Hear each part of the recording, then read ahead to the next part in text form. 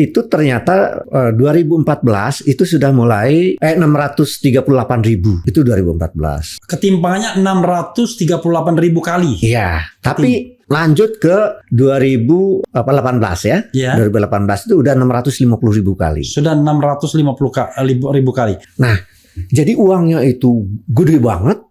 Tapi mereka tidak dihasilkan dari bisnis yang pasar yang produktif, fair competition. Bukan. Apa yang terjadi? Begitu ada peluang pemilu secara langsung tahun 2004 sampai hari ini, mereka investasi di situ. Mereka menjadi investor politik untuk mengamankan bisnis yang insecure itu.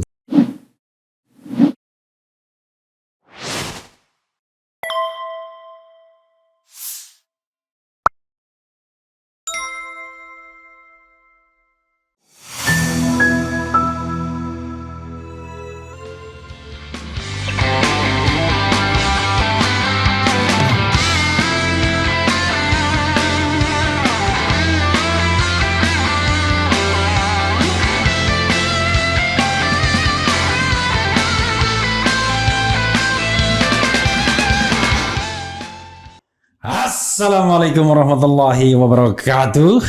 Sobat RH sekalian, jumpa lagi kita di channel yang keren ini.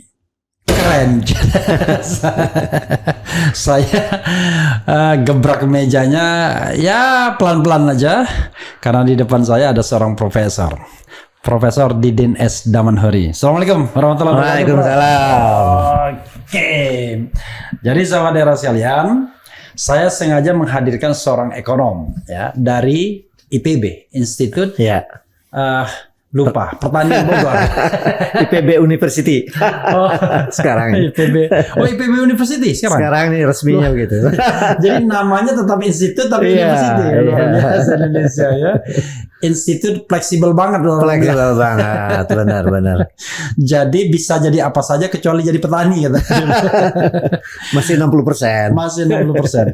Prof, masih aktif ya? Masih di IPB? Iya, mengajar masih ya? Meneliti, membimbing masih ya. Saya berasumsi pasti banyak nih muridnya termasuk pejabat di Republik Indonesia. Di Lemhanas juga soalnya. Mengajar di Lemhanas ya. Iya. Prof beruntung nih, saya dulu pengajar Lemhanas juga, tapi gara-gara sering mengkritik Jokowi nggak pernah diundang lagi.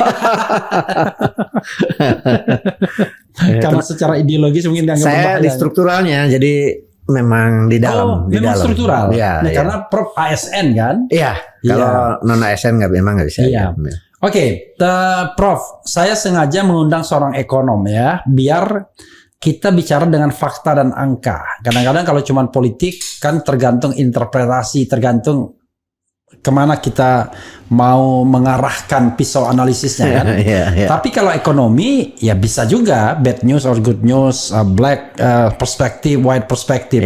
Cuma kan tetap based on fakta, data ya. Empirical ya. Jadi ini menarik. Nah saya nih Prof, selalu kalau ngomong sama ekonom punya ketertarikan untuk mengukur bagaimana kinerja jangan pemerintahan ya, kinerja ekonomi Indonesia saat ini ya, lebih perekonomian enak, kan? namanya ya, kinerja perekonomian.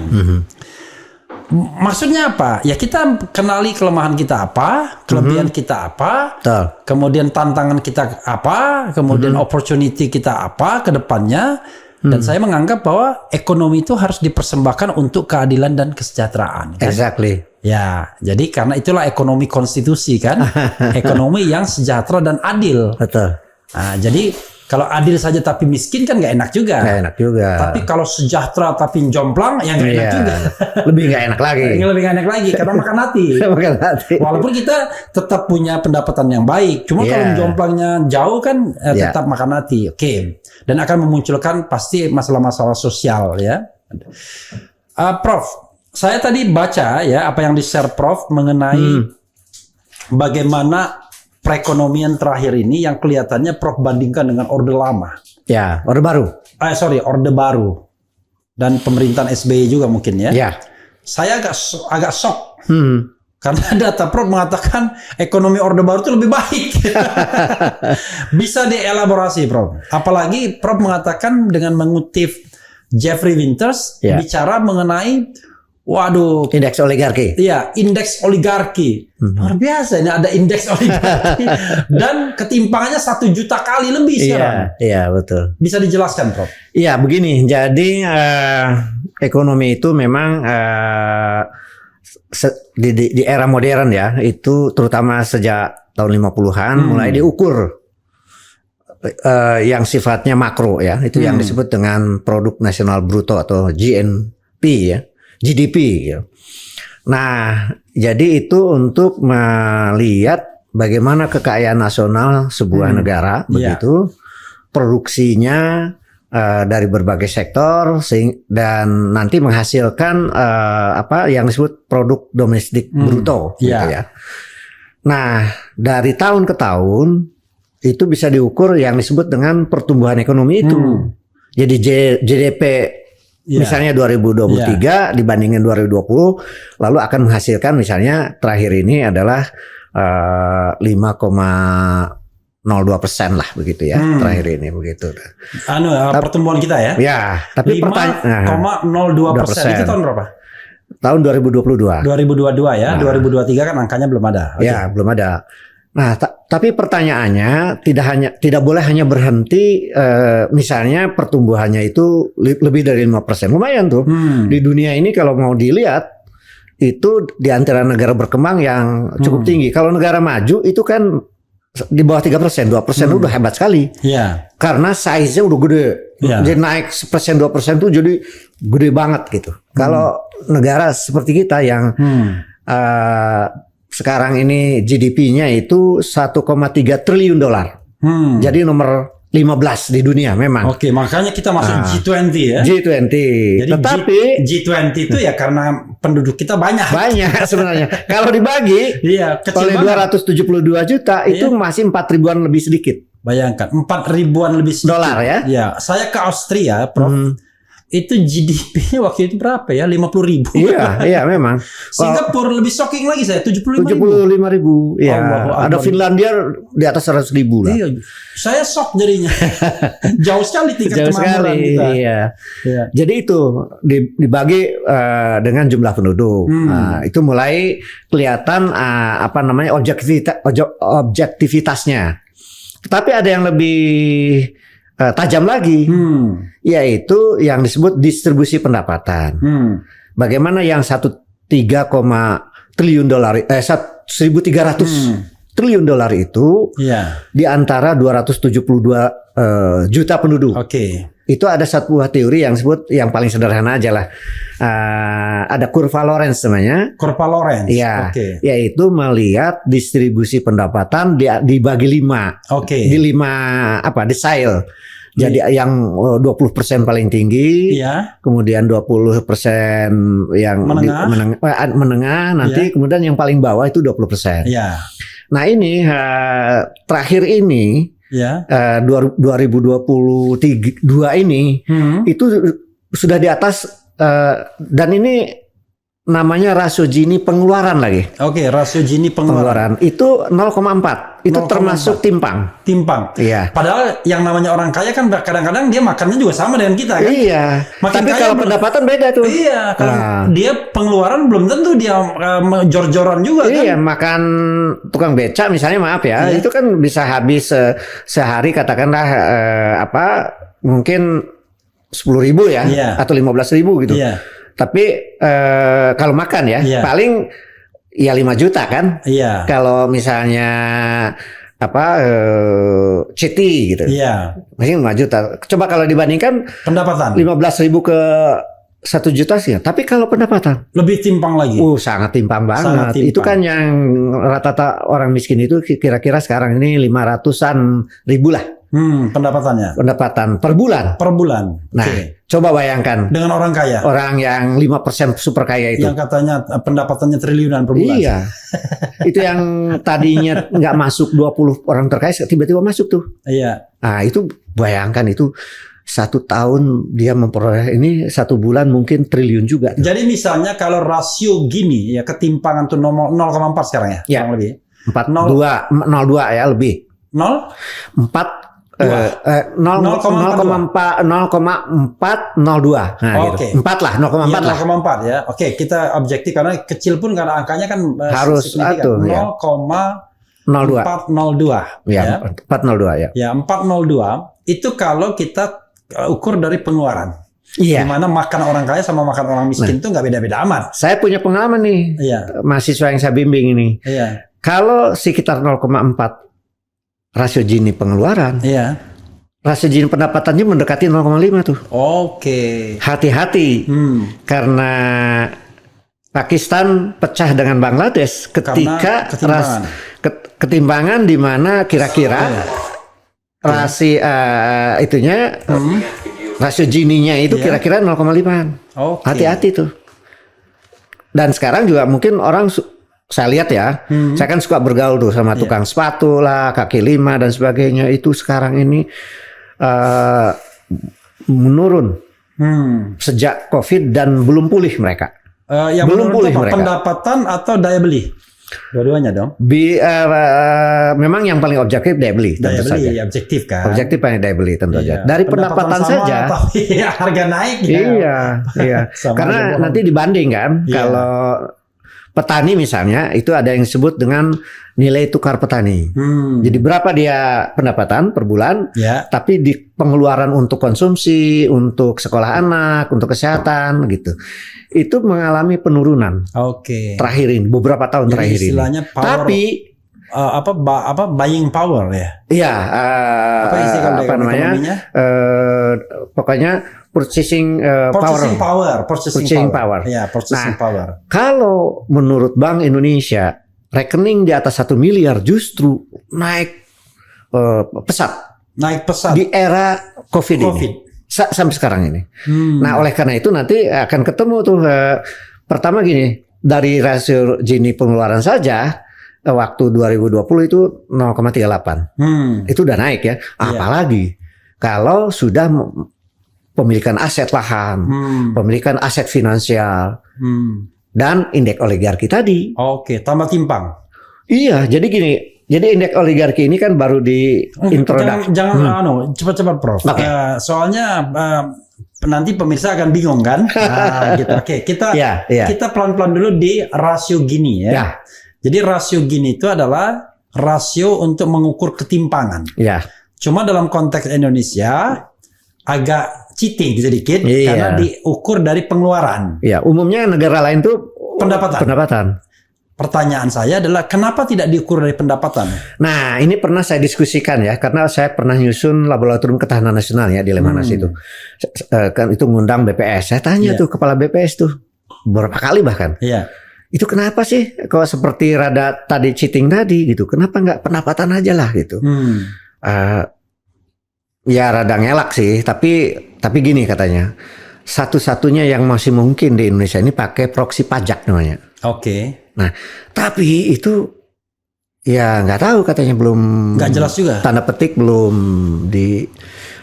belum dibolehkan atau apa gitu. Oke. Nah, jadi jangan-jangan mungkin kalau pakai proksi pajak itu 0,5 itu. Jangan-jangan rasio Gini pendapatan Jadi itu. dihitung dari pembayaran pajak dan dari situ kita tahu ya. Iya. Coba aja kan sekarang ada orang paling miskin katakanlah yang pendapatannya di bawah berapa gitu kan tidak bayar pajak. Iya. Nah, sekarang orang yang pendapatannya triliunan itu gitu kan. Sekian kan terus bisa dibandingkan tuh. Iya, jadi yang nol pajaknya sampai yang tertinggi ya. Tertinggi. Hitungannya kan begitu. Nanti itu dibagi 5 kan, ada 5 desile itu. Oke. Jadi 20% paling miskin biasanya dibandingkan dengan 20% paling kaya dulu, tapi nanti ekstrimnya ada 5% paling kaya nanti. Oke. Untuk melihat ketajaman lebih dari ketimpangan itu. Oh, jadi rasio Gini itu dibagi 5 ya? 5 desile ya. 5 desile 20. Barulah didapat di angka ketimpangan itu yang 0, sekian. Ya. Angkanya kan 0,00 Jadi gini, 0 sampai 1. dari 0 sampai 1. Iya. Ya, jadi makin ke 0 itu makin merata. Makin bagus. Tidak pernah ada di dunia ini ya. Nggak pernah ada. Ya. Atau 1 timbang banget itu nggak pernah ada juga. Saya ingat waktu saya masih ngurus jalan tol itu, yaitu rasio jalan itu. Yang paling bahaya itu kalau sampai 0,8. Oke, iya iya. Oh gitu ya. Iya, 0,8 itu udah nggak jalan sudah. Karena kan itu apa itu artinya?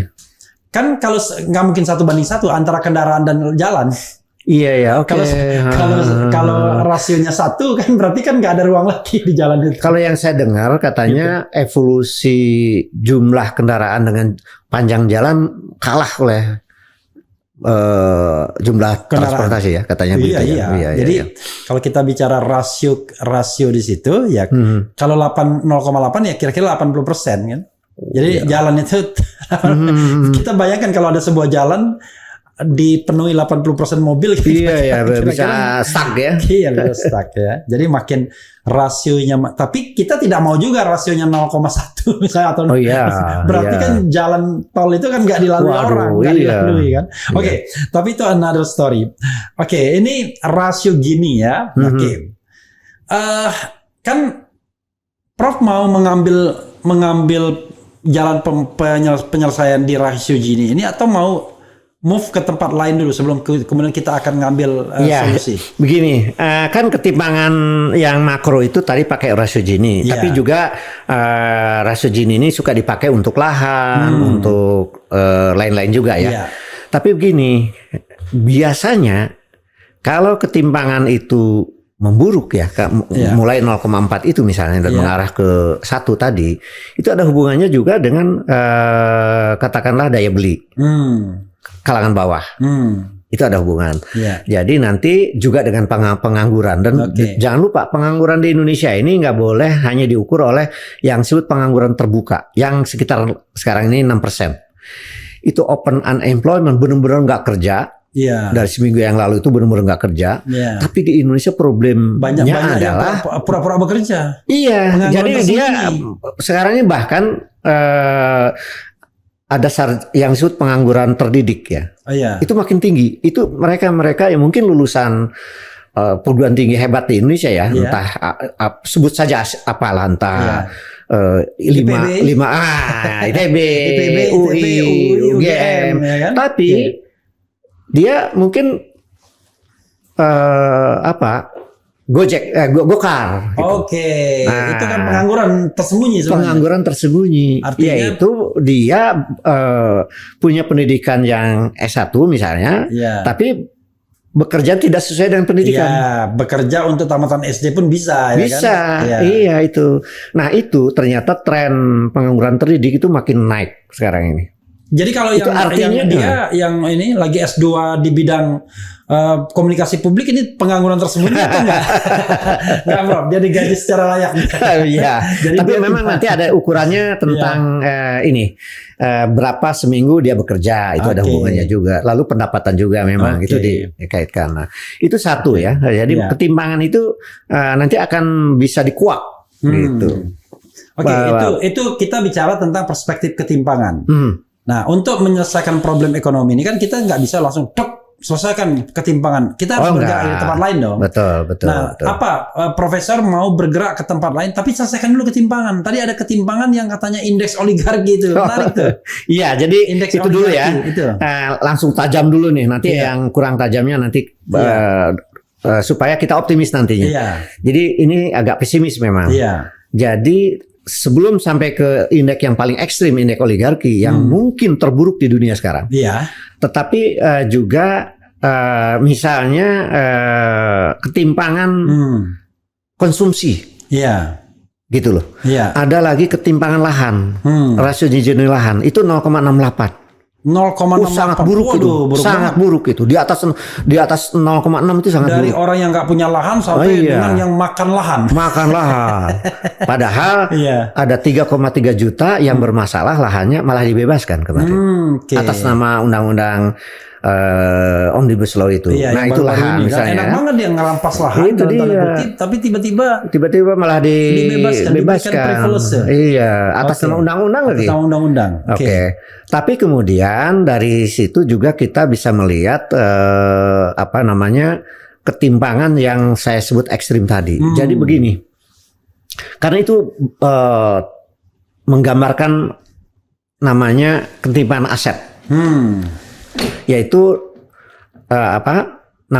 Jadi Jeffrey Winter baru 2013 merilis penelitian di sekian negara di dunia lah, puluhan negara di dunia. Itu ada yang disebut Material Power Index. Sebenarnya aslinya ya. Material MPI. Power Index. MPI namanya. Jadi itu adalah gambaran ekstrim yang disebut oligarki itu. Kan sekelompok kecil dengan aset besar. Dengan aset besar dan mengendalikan. Iya. Misalnya itu kan oligarki ekonomi, mengendalikan perekonomian itu. Iya. Itu diukurnya oleh 40 orang untuk menggambarkan kecilnya kelompok ekonomi itu, kelompok bisnis itu. Bukan kecilnya, eksklusifnya ya. Eksklusifnya juga ya. Dibagi dengan income per kapita. Oke. Nah, itu kan sederhana aja. Tapi di balik itu ada pengertian-pengertian nanti ya. Mengapa itu? Itu ternyata 2014 itu sudah mulai 638.000. Itu 2014. Ketimpangannya 638.000 kali. Iya, tapi lanjut ke 2018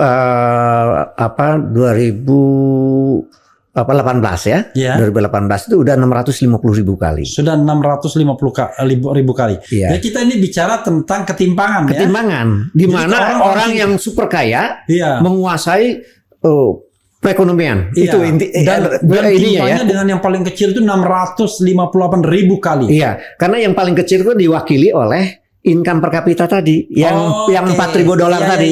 Yang $4.000 tadi. Jadi kalau kita bicara $4.000 dikalikan 650.000 kali. Itulah ketimpangannya. Iya, kira-kira ketimpangannya. Kan? Betul. Kan? Jadi 40 orang itu. Iya, ada 40 orang itu. Nah, kemudian naik menjadi 650.000 kali. 650 kali. Naik lagi pada tahun 2020. 672.000 kali. 672.000 kali. Oke. Tahun 2021 itu sudah 750.000 kali. 750.000 kali. Nah, yang hebatnya ini adalah saya hitung sendiri tapi ini yang 2022 ini. Yaitu pakai data Forbes. Itu 40 orang terkaya itu dibagi income per kapita waktu itu ya. Itu menghasilkan 1.062.500 kali. Oh, jadi lebih dari 1 juta kali. Lebih 1 juta kali lah. Let's say gini lah misalnya. Iya. Antara yang paling miskin dianggap rata-rata aja. Iya, yang rata-rata. Karena dia di bawah income per kapita kan ada. Ada. Ini kan cuma dibagi rata-ratanya doang. Berarti 4.000 dikalikan 1 juta. Iya. Iya kan? Iya, dan itu rata-rata. Jadi ada orang yang lebih super kaya sebenarnya. Jadi 4.000 dikali 1 juta itu berapa? 4 miliar. Jadi tadi 40 kali 1 juta. Iya. Jadi 40 orang. Iya. Tapi dia ini rata-rata dari kekayaan mereka. Jangan lupa itu. Jadi kekayaan mereka yang 40 orang itu dirata-ratakan. Iya. Sementara ini hanya ini di 4.000. Gapnya itu antara 1 juta lebih itu tadi. Iya. Nah, jadi dengan demikian harus dicari berapa 40 orang rata-rata. Memang saya punya catatan ya, sayangnya itu. Jadi gapnya itu 1 juta lebih kali. Jadi misalnya 40 orang rata-rata itu kan gap antara yang $4.000 kali 1 juta. Kali 1 juta. Iya benar. Jadi 1 miliar. $1 miliar. Iya. Bayangkan. $1 miliar gapnya itu. Gapnya $1 miliar. Nah, oleh karena itu saya itu pun rakyat Indonesia kan masih ada yang di bawah sebanyak 4.000. Betul. Ini kan cuma rata-rata income per kapita. Nah, cuman gini yang harus dibawa ke arah pemahaman yang betul dulu ya. Yang disebut oligarki pertama adalah mereka sekelompok kecil yang ingin mempertahankan kekayaan terhadap keseluruhan. Itu di bidang bisnis misalnya, kan gitu. Jadi diwakili 40 orang tadi. Gitu. Nah, karena ini Indonesia ini dalam sebuah lingkungan yang liberal, di mana peranan negara itu diminimais oleh IMF sejak tahun 98, maka kontrol kepada yang 40 orang atau swasta yang sekelompok kecil itu kan hampir tidak ada. Kontrolnya. Bahkan mereka yang mengontrol. Nah nanti yang mau saya katakan, kalau di China, kan China itu pernah nomor 3 di dunia indeks oligarki pada tahun 2000 berapa ya 2014 itu. Nomor 1 siapa sekarang? Indeks oligarkinya paling tinggi. Dengan segala maaf, sorry, Brazil, lalu Cina, lalu Indonesia waktu itu. Iya, sekarang Indonesia nomor 1. Dugaan saya belum lihat, belum rilis soalnya Jeffrey Winter. Nah, tetap saya ingin katakan kalau di China namanya orang-orang super kaya itu kan ex BUMN, Jack Ma dan lain-lain itu kan dikontrol oleh yang namanya Komite Sentral Partai Komunis oleh negara. Jadi ketika Jack Ma ingin macam-macam gitu, itu langsung dikasih kode gitu, hilang dia. Bahkan aset-asetnya saya dengar sebagian diambil alih oleh negara gitu. Kalau di kita enggak, begitu bebasnya dia mengembangkan kekayaan, gitu loh. Bayangkan ada 11.000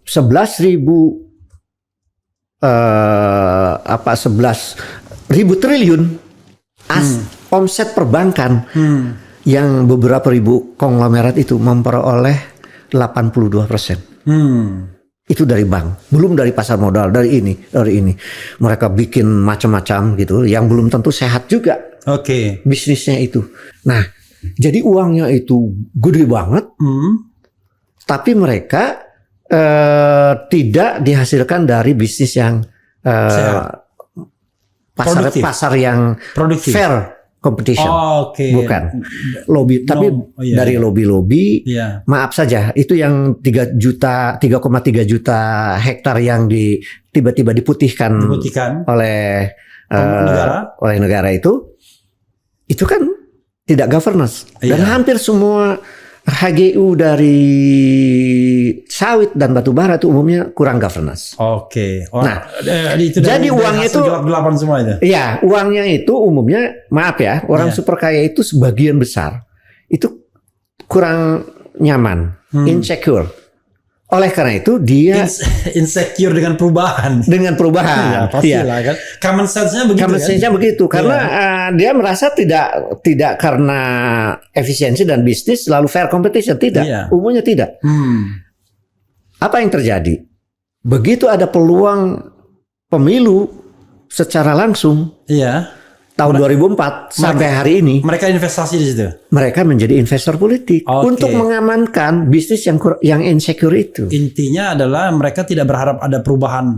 Oh pasti, pasti karena mereka intinya kalau keluar jadi zaman. Tapi itu adalah karena ekosistem.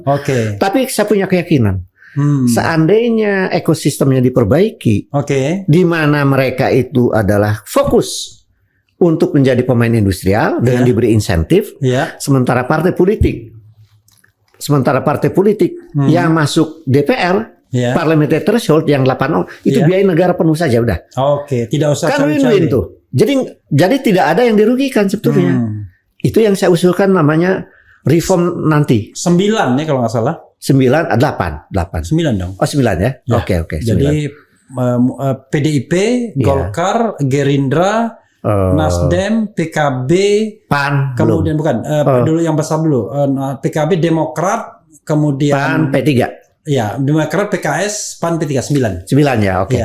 Itu di biaya negara aja. Karena begini, ini yang berhamburan uang ini kan nanti jadi lebih bersih uang ini, dipakai untuk industrialisasi. Lalu partai-partai politik jadi anggota parlemen, jadi presiden, jadi gubernur, jadi ini dengan tidak perlu biaya tinggi. Maka orang-orangnya itu adalah orang yang katakanlah tidak perlu kong kali kong lah dengan para pebisnis kan, lebih aman kan? Nah, kalau seperti itu, dugaan saya pertumbuhan ekonomi kita itu akan lebih stabil, lebih sustainable dan lebih tinggi. Itu yang penting ya. Iya. Dan itu akan lebih mensejahterakan rakyat yang lebih mensejahterakan. Karena apa? Nanti hukum bisa jalan.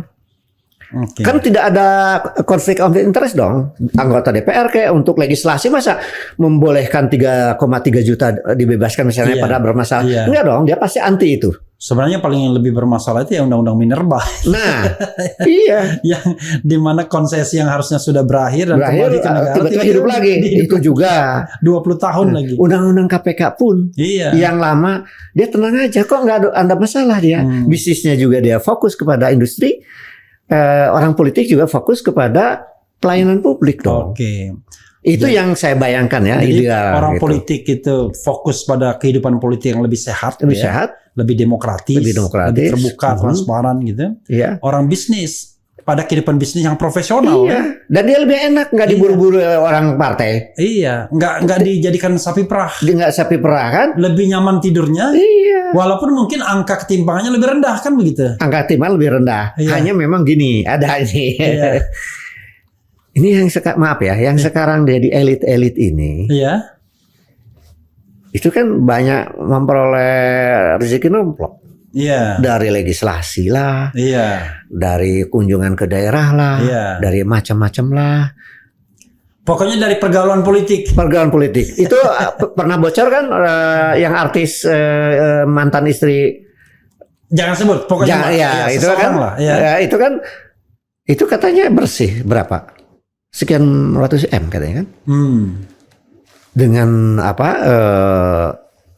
jadi anggota parlemen itu kan. Iya, iya. Nah, itu nanti tidak akan dapat lagi memang. Iya. Tetapi menurut saya orang-orang yang terbiasa dengan hidup tenang gitu. Lebih enak yang itu dong. Iya, jadi walaupun kecil tapi kita tidak takut. Tidak takut apapun. Gitu. Tidak takut diburu KPK, siapapun, KPK, polisi. Dan disorot orang kalau kaya pun kayak normal. Wajar, kayak benar bisa dipertanggungjawabkan penghasilannya.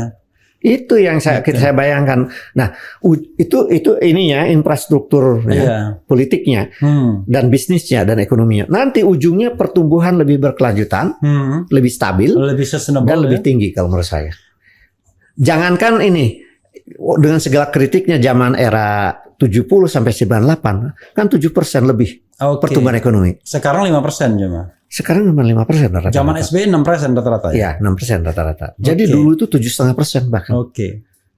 Jadi kita bicara dua sektor ya? Sektor ketimpangan dan sektor pertumbuhan kan sudah ya? Artinya Prof yakin dengan governance tadi, maka pertumbuhan itu lebih sustainable, lebih berkesinambungan dan lebih tinggi yang lebih tinggi. Dengan rasio Gini yang lebih kecil. Lebih kecil. Nah, saat Pak Harto tahu nggak? Itu ada di ini. Di indeks rasio Gini itu. Di zaman Pak Harto itu rata-rata hanya 0,32.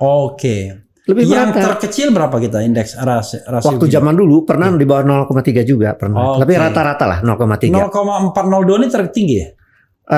Jadi kalau gini konsensus ya. Kalau sebuah negara itu di bawah 0,3 itu negara Skandinavia itu. Rata-rata di bawah 0,3. Itu merata, bagus.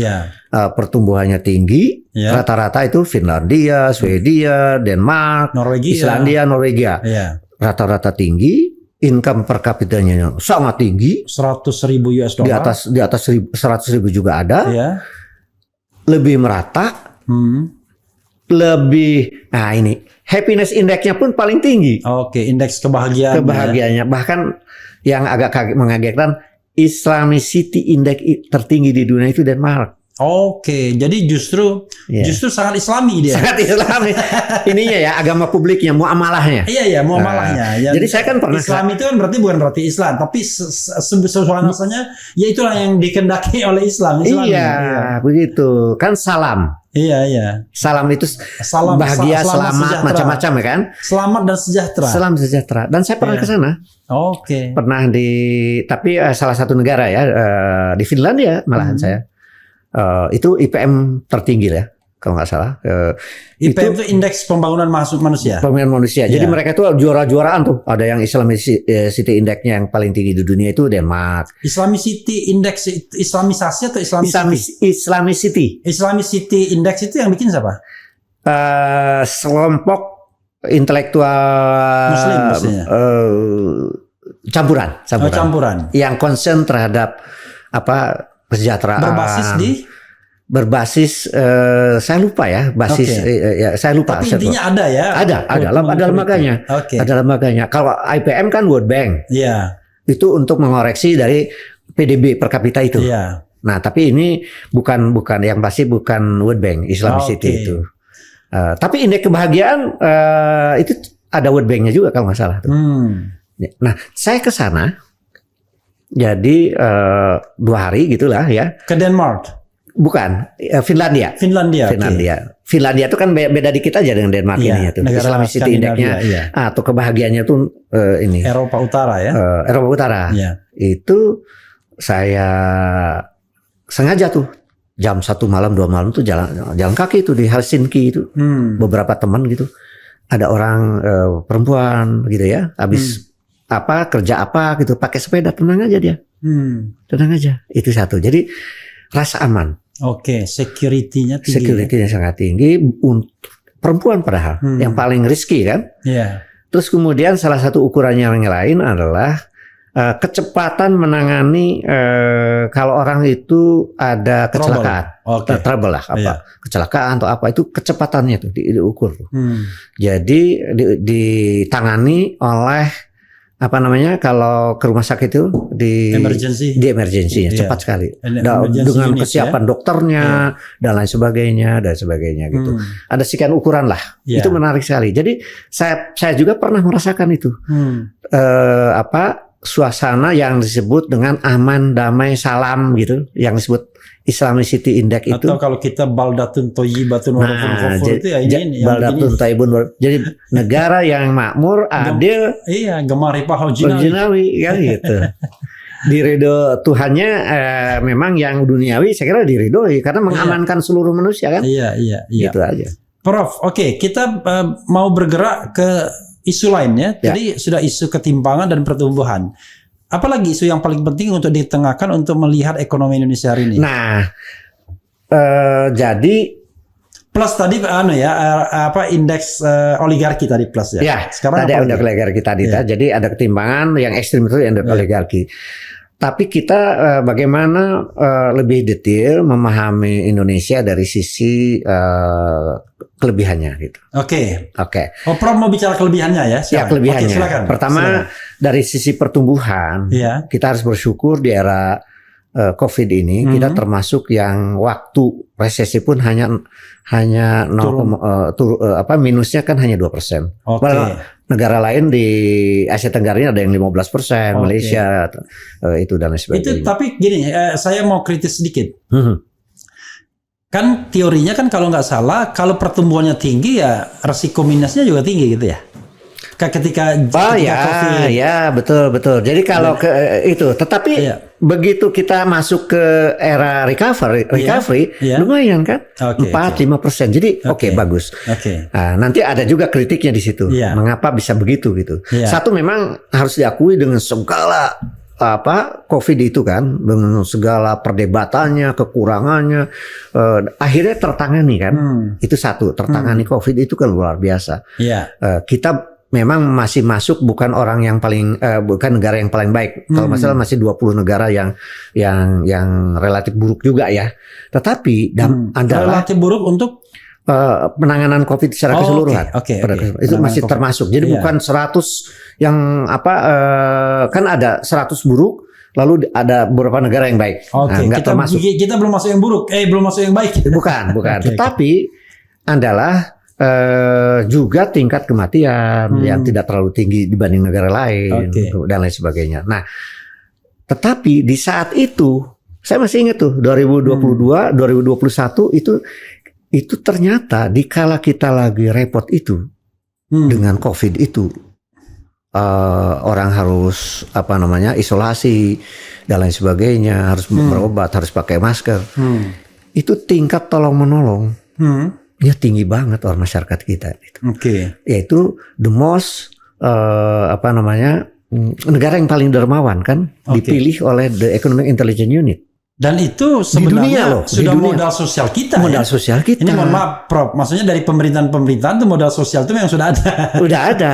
Jadi itu yang tumbuh dari masyarakat. Dari masyarakat. Jadi pertumbuhan tinggi tadi jangan hanya diklaim pemerintah aja loh. Berarti itu dan konon itu lebih dari 1.000 triliun itu. Yang diatur masyarakat. Misalnya gini. Di RW saya itu. Perputaran dari masyarakat yang tanpa digerakkan negara. Tanpa digerakkan negara. Untuk apa? Contoh kecil. Itu di RW saya ketika ada yang kena. 3 orang. Itu dengan sigapnya ibu-ibu. Supaya isolasi. Menghubungi puskesmas. Beli obat. Lalu menyediakan makanan. Dan lain sebagainya. Itu ibu-ibu. Itu dengan uang yang rela. Iya, rela uang yang di raise sendiri, di galang sendiri. Di yang karena motif tolong menolong itu tadi. Dalam bahasa Islam itu ta'awunnya itu. Nah, itu antar RW, antar daerah, antar keluarga, antar provinsi itu terjadi di Indonesia ini. Itu yang dinilai oleh The Economic Intelligence Unit sebagai negara yang paling dermawan. Di dunia, dan kita udah 3 kali tuh, jangan lupa. Sebelumnya juga kalau nggak salah 2020, kemudian sebelum COVID juga pernah terpilih gitu loh. Ini kan modal sosial. Artinya apa? Jadi pemerintah memang berhasil menangani COVID, relatif berhasil di antara yang relatif bisa menangani COVID, dan kemudian pertumbuhannya juga akhirnya juga relatif baik. Itu disumbang juga oleh masyarakat. Memang ada modal sosial gitu loh. Modal sosial sejak dulu ya. Sejak dulu itu. Nah, jadi justru kalau saya mau kritis, modal sosial itu dirusak oleh politik. Nah, itu sekarang ini ada keterbelahan gitu ya. Kampret, cebong, kadrun sekarang. Kemudian itu post-truth itu. Jadi sekarang itu orang nggak peduli kalau kelompok sana, kalau sudah ada yang baik dari sana, pokoknya a priori kelompok lain tuh nggak mengakui dan sebaliknya gitu dan sebagainya. Ini saya kira masalah nanti ya yang harus diselesaikan. Karena apa? Jadi kalau kita ngomong ekonomi, ya itu negara yang paling berhasil itu kan tadi negara Skandinavia. Bukan Amerika loh. I see. Nah itu punya modal sosial yang mirip seperti kita juga, tapi lebih modern. Gitu loh. Jadi mereka punya modal sosial dengan institusi yang lebih modern. Nah, dengan institutionalisasi. Itu saya kira. Jadi pertumbuhan ekonomi yang tinggi mau ditargetkan oleh pemerintah dari waktu ke waktu, jangan sampai merusak modal sosial. Karena banyak tolong menolong yang tadi, kemudian ada lagi yang sudah terlembagakan. Misalnya pembagian di kalangan perikanan, sasi di Maluku atau Panglima di Aceh, macam-macam. Atau air itu ya. Air di Bali Lombok, di Jawa Barat tentang paro atau di Jawa ini paro yang adil ya. Yang nggak diatur negara loh itu. Dan lebih rela. Nah, tapi ini jangan sampai dirusak oleh kelembagaan baru ya. Yang seolah-olah Indonesia ini tidak punya satu modal sosial yang disebut dengan endogen growth gitu, dari yang berada dari dalam, ini harus dimasukkan dari luar dengan PNPM misalnya ya. PNPM itu pokoknya intinya itu pengembangan nasional, permodalan nasional. Ya gitu. Itu kan sifatnya adalah individual. PNPM ya. PNPM itu individual. Basis. Jadi nanti pemerintah itu membantunya itu berbasis individu. Nah, padahal waktu zaman Mubiarto jadi staf ahli di Bappenas ya, itu dulu per kelompok. Nah, itu contoh ya.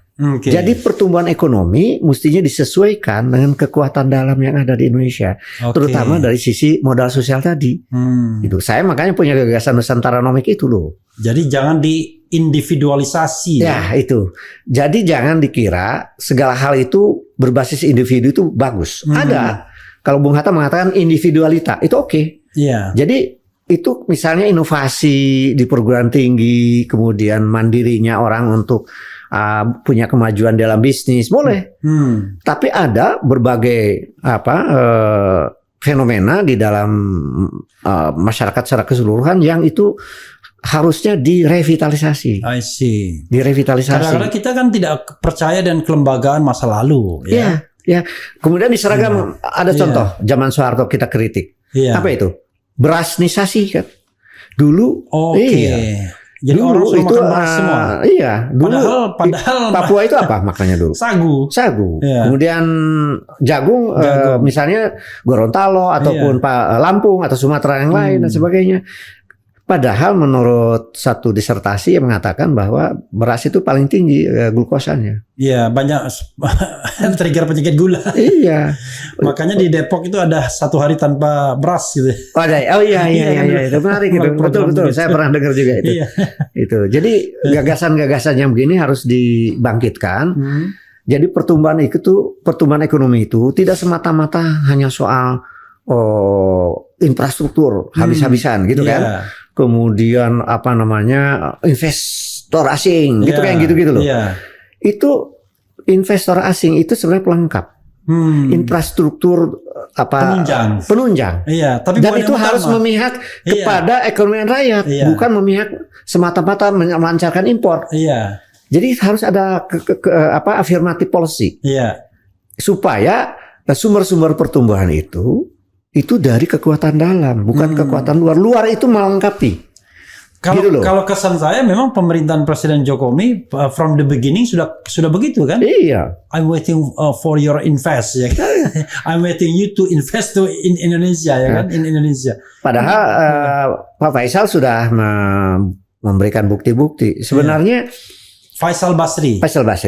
Investasi dalam negeri saja itu potensinya besar sekali. Asing itu betul, dan boleh. Ada yang mengatakan katanya menjemput pemerintah itu pertumbuhan ekonomi paling tidak sudah berapa persen? Iya itu. Jadi artinya tuh jangan terlalu at all cost gitu. Oke. Yang mengorbankan karena begini.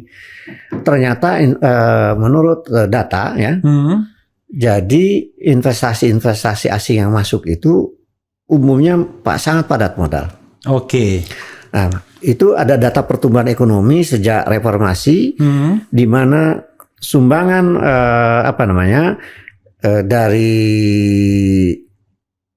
dari industri ya. Nah, dulu itu sebelum waktu Pak Harto lengser itu kan mendekati 30%. Sekarang kan tinggal 18%. Mengapa? Karena banyak kegiatan-kegiatan yang terlalu padat modal dan kita tidak selektif. Jadi at all cost investment grade katanya. Dan itu asing, lalu asal asing dibiarkan gitu. Harusnya kan selektif. Jadi kesannya gede investasinya, tapi tidak efektif, tidak efisien. Tidak ngefek ke penciptaan kesempatan kerja. Bahkan tadi menimbulkan ketimpangan. Tidak men-trigger kesejahteraan. Tidak men-trigger kesejahteraan secara masif gitu loh. Nah, jadi kalau ngomong pertumbuhan ekonomi harus dengan visi yang makanya konstitusi. Mengapa saya mencanangkan ekonomi konstitusi? Ekonomi konstitusi. Itu sebenarnya bukan normatif atau gaya-gayaan. Bukan. Itu hasil perenungan tuh pasti. Hasil perenungan dan ada empirisnya. Jadi saya bandingkan di dunia ini. Sekarang ini menurut World Bank juga negara yang tidak terlalu liberal. Peranan artinya negaranya masih punya kontrol dan ada state led itu apakah lewat regulasi, apakah lewat governance macam-macam itu pemerintah. Kemudian memperhatikan modal sosial. Kemudian endogen powernya dibangkitkan, apakah lewat gerakan koperasi, lewat UMKM.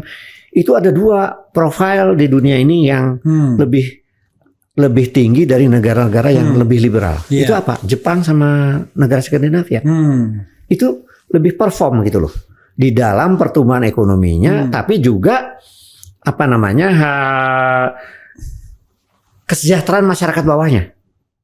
Jadi saya pernah meneliti di antara sekian negara maju plus beberapa negara berkembang yang cukup maju, ternyata yang paling unggul tingkat kesejahteraan masyarakat 40% terbawahnya itu kan tadi sejenis kan itu ketimpangan itu tertinggi itu adalah Jepang sama Swedia, masyarakat 40% terbawahnya. Artinya yang terbawahnya itu yang tinggi, makmur ya. Makmur. Nah, cara ukur bawah tapi makmur. Cara ngukurnya ada di World Bank sendiri, yaitu berapa persen 40% yang paling bawah itu memperoleh bagian dari GDP-nya. Oh, Amerika itu di bawah 17%. Oke, kalau yang Sementara yang Jepang sama Swedia itu di bawah di atas 22%. Oke. Jadi padahal dia share terhadap GDP lebih gede ya? Iya, Gitu. dan mendistribusikan GDP itu lebih merata. Mengapa?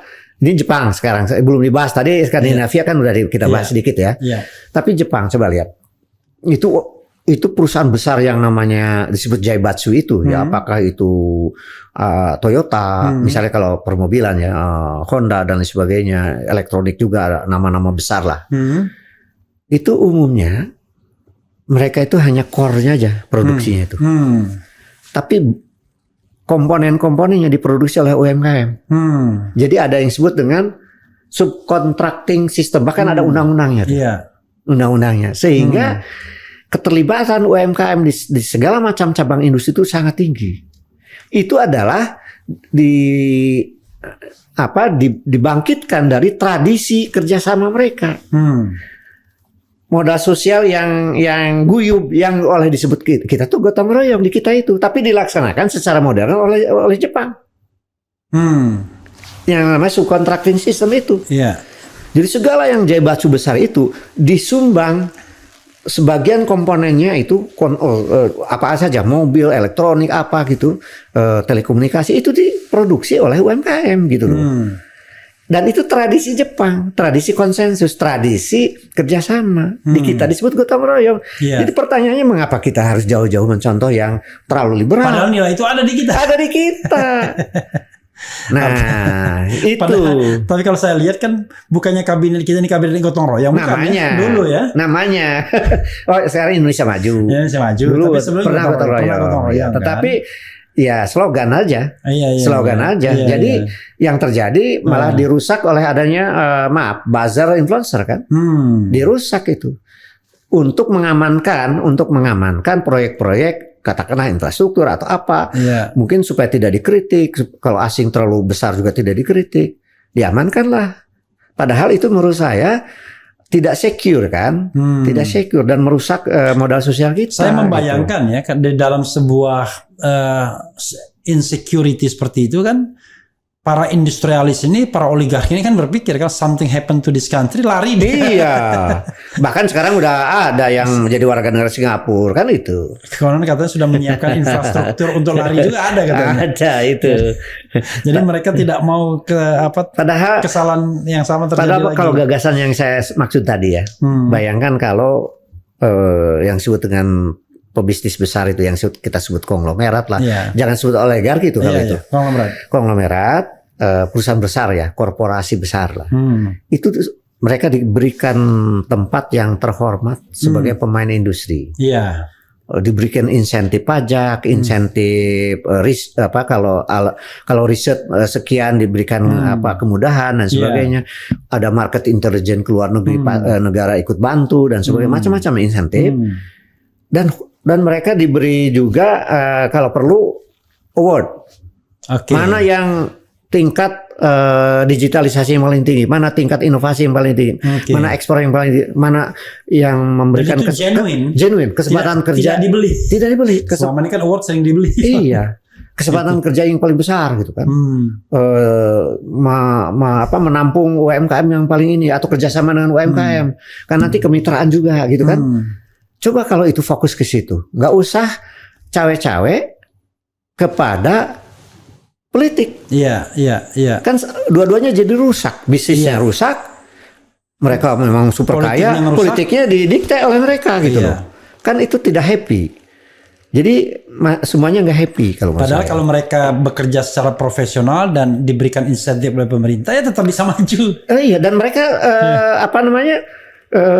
bukan mungkin yang dari Singapura balik lagi kita kalau memang suasananya menyaman gitu kan, ini untuk masih berbisnis memungkinkan kan untuk growth ya kan. Iya. Dibandingkan mungkin Itu. Singapura yang mulai Dan stagnan. nanti disambung lagi dengan program sosial di mana ada UMKM yang kerjasama, terjadi saling mengenal antar etnis macam-macam kan. Juga menurut saya itu gagasan itu harusnya gagasan besar yang menciptakan nanti pertumbuhan yang lebih berkualitas. Artinya gini, Prof mengatakan bahwa sesungguhnya kita punya model sosial Ya. yang tidak kurang untuk menciptakan sebuah bangunan ekonomi yang jauh lebih baik ya. Yang jauh lebih baik. Itu. Betul. Salah satunya tadi. Dan sebenarnya sudah ada itunya, konsepnya di konstitusi itu sebenarnya. Iya. Itu. Jadi kalau boleh sedikit saya uraikan ya. Pasal 33 ayat 1 itu adalah perekonomian disusun. Iya. Itu ada perencanaan jangka panjang. Iya. Kayak Jepang itu punya 50 tahun. Sekarang China 100 tahun. Korea 50 tahun juga. Jadi, supaya apa? Antar pemerintahan itu boleh berganti-ganti. Tapi ada continuity. Nah, ada kesinambungan. Itu ya? satu. Itu program disusun dalam usaha bersama dengan kekeluargaan. Nah, yang model jangan kekeluargaan itu nepotis bukan. Iya. Tadi kan modelnya Jepang kerjasama. Kalau di Skandinavia gerakan koperasi. Iya. Nah, di kita koperasinya dulu terlalu diofisialisasi. Sebenarnya kekeluargaan itu kolektivitas. Kolektivitas. Ya? Iya. Jadi bahkan disebutnya kooperatisme. Boleh merupakan gerakan koperasi, boleh nanti besar menanganan kecil kerjasama. Itu kan kooperatisme. Dan sekarang tren baru sebetulnya sharing economic namanya. Nah, belum lagi nyambung ke ekonomi syariah. Itu kan sharing economic sebetulnya. Iya. Sebetulnya. Dan tidak boleh alergi. Nggak boleh alergi. Dan itu sebenarnya menguntungkan siapa saja. Itu kan bagian dari modal sosial juga. Betul. Kan? Gitu. Dan siapa aja, dan itu nggak karena agama. Misalnya kalau misalnya ekonomi syariah itu tumbuh, termasuk perbankan syariah, kan yang masih simpan uang di bawah bantal dan lain sebagainya itu kemarin masih 45% yang belum punya rekening itu masih 45% penduduk loh, masih besar. Tapi dengan ada bank syariah berkurang.